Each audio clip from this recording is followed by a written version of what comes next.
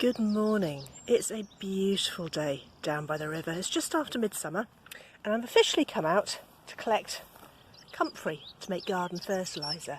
But I've noticed that the burdock is absolutely beautiful at the moment. Look, little ladybird. Hello, ladybird. The important thing with the burdock is it's starting to flower. Look at these flower buds starting to open up. They're going to be those lovely thistles before too long. Now, this does mean that it's pretty much over for eating purposes, but there's still lots you can do with burdock, and it makes a very, very interesting cordage fibre. It's quite coarse, a little bit like horseradish in texture. So I'm going to finish picking my comfrey, and then I think we'll have some of this burdock to take home, and I'll show you how to prepare it. So you can use whole stalks, but often they're not the easiest things to get at. So what I'm going to go for today are these long side shoots.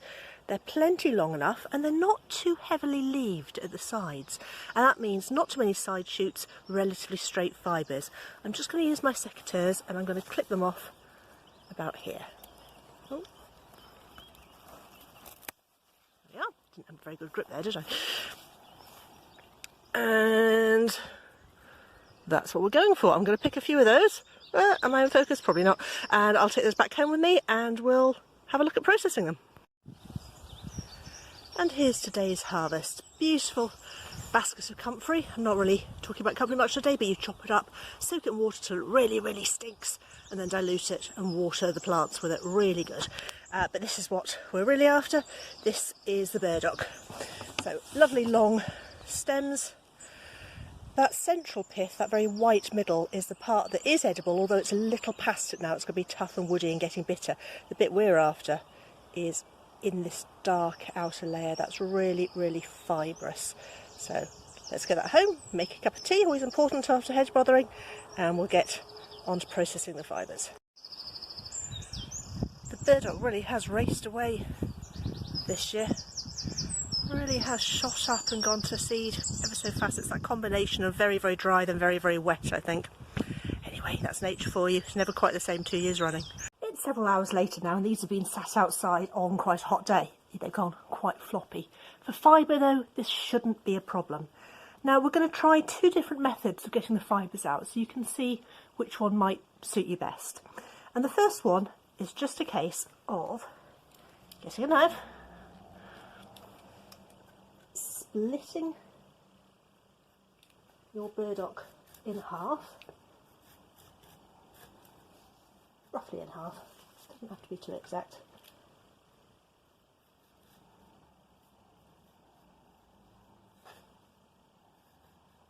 And you can get rid of the bit right near the top. And once it's split, just tidy it up a little bit. Any of these leaf nodes, you just want to whip those off. They're going to interfere with the fibre, so if you can do those quite neatly, these would actually have been easier to trim when it was really crisp and fresh. Okay, from here it's a little bit like working with nettle or any of the other major fibre bearing plants. We're just going to snap out the pith. Now this pith is the bit that a week or so ago I was eating quite a lot of, and when it's young and it's prepared nice and fresh, it's delicious. This stage of the year though, it's going to be quite bitter. Now those of you that have worked with things like nettle, it's the same idea. You've got a woody bark that's got all of these fibres in, and you can probably see them quite clearly already. It's much thicker than nettle though. Principle's the same. We're just going to scrape off the green part to reveal the fibres. So to scrape off the fibres, the ideal is a knife that's nice and flexible, fairly thin, not too sharp. I can put my thumb against this butter knife without hurting myself. I tried a bit a moment ago with my foraging knife, which I've had for donkey's years. It's a little sharp and I could see I was cutting through fibres. But it is just a case of scraping. Turn it over periodically, keep scraping. That's what we're after. You can see these fibres starting to emerge. I think this actually would have been a little easier done if I'd done it immediately after bringing it home. couple of hours. I just have to put a little bit more effort into it.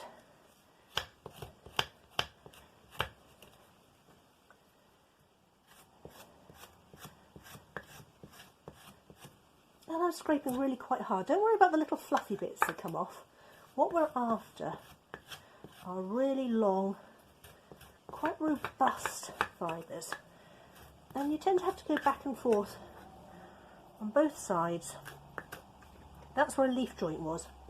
And that little knot, just like it is on nettles, can be a point where the fibres separate. But unlike nettles, you can often work around it much more successfully until you get to a point where the fibres start separating out. At the moment they're still very covered in the green bark, the green material. So we'll keep going for just a bit longer. Oops. Tell you what, for the sake of argument, we'll just finish this bit there. If I was processing a lot of this, I'd put back in any bits that break off. But I don't want to spend too much of your time watching me scrape away. I just want you to get the idea of what's going on. Now once you can split it into sections, pulling it apart into its constituent fibres will make it much easier to scrape off the rest of that green material.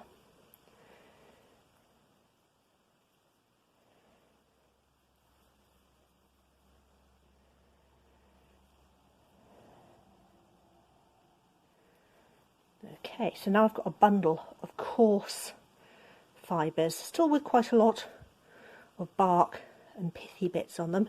Another scraping.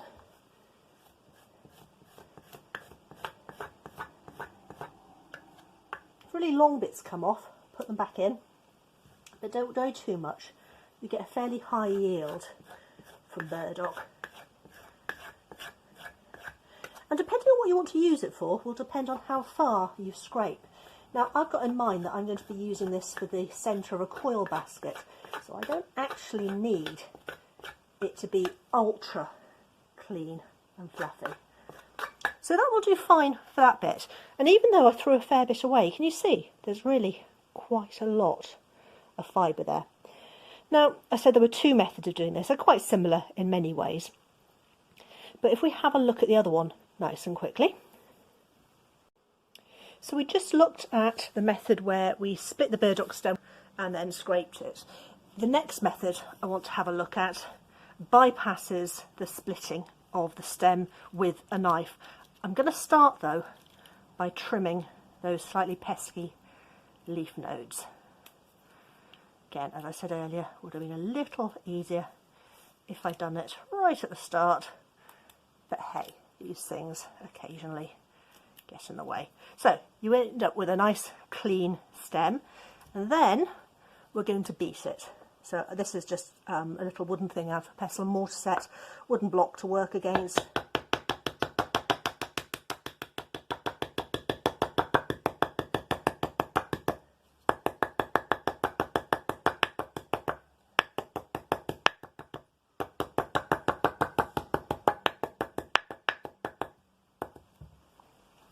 And you end up with a really mushy stem that we can open out. Now from here on in exactly the same thing applies. We need to scrape out all that pith. So this is where our table knife comes in again. We start off quite gently. It's very easy to overdo it in the first instances and cut through some of your fibres. You'll soon get a feel for what a particular stalk will tolerate.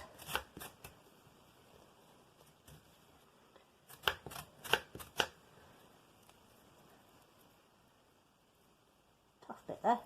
Sometimes you still need to do a fair bit of peeling and bending and wiggling, but hey.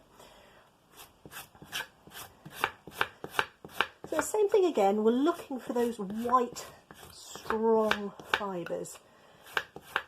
And you do need to keep cleaning down your knife. You'll pick up lots of green goo on it.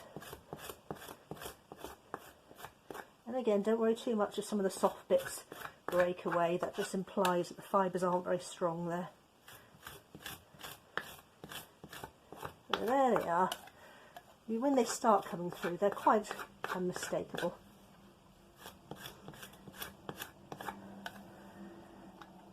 And it really is just a case of keep scraping away at it. If you feel you're peeling off more fibres than bark, then rein back on the pressure. Keep turning your work around. And when you can start splitting it down into bits, then do that, because that gives you more surface area to work with.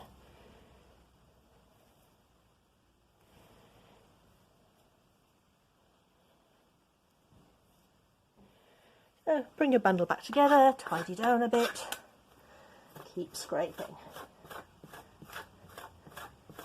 And again, this is going into a basket, so I don't want it full of greenery where it's going to be squidgy and end up collapsing some of the structural strength of the basket, but I also don't need to be too perfect about it. So I think for my purposes, that's going to be about right. But you get quite a lot, don't you? And if I put this bit down, and I pick up a little bundle I did yesterday. In fact, I'm going to tidy down first, then I'll pick up the bundle. That's better. I'm not known for my tidiness, but it does help if you can see what you're doing. This bundle here, which you can probably see is quite long, this was made yesterday from a stalk of about that size.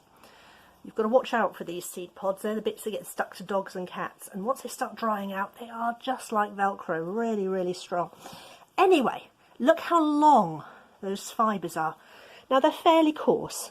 I've likened before to the texture of horseradish, but actually I think they're probably a little bit woodier than that. But it's their length which really appeals to me. And this means that they make quite a good core for coil baskets. That's what I'm going to be using mine for. The long strands means you can overlap gradually without having lots of sticky out bits, which makes for a much stronger basket. But one stalk gives you about that much fibre. You can of course cord it, and when I make the basket I will be using some of it, I think, for the bindings, although I might use something else. I haven't quite decided yet. You can have a look at my other cordage videos for the method for that. It's quite straightforward, but for today I'm prepping for a basket. That's one stalk's worth. That was half a short stalk. Remember, I snapped off a fair bit of that. And then the other bit, which I didn't clean up terribly well, you can see that that could really do with a little bit more scraping to get to this point. And then when it's dried, it all shrinks down, becomes just a little bit finer. So I will want to dip it in water very briefly before using it. But my job now for the next few days is to make a pile of this. And in my next Burdock basket video, we should be using this as the centre of a coil basket. For now though, it's a perfect time of year to get out, do a bit of hedge bothering, pick some burdock. If it's past eating, have a go at preparing it, either for cordage or for basketry. Happy foraging!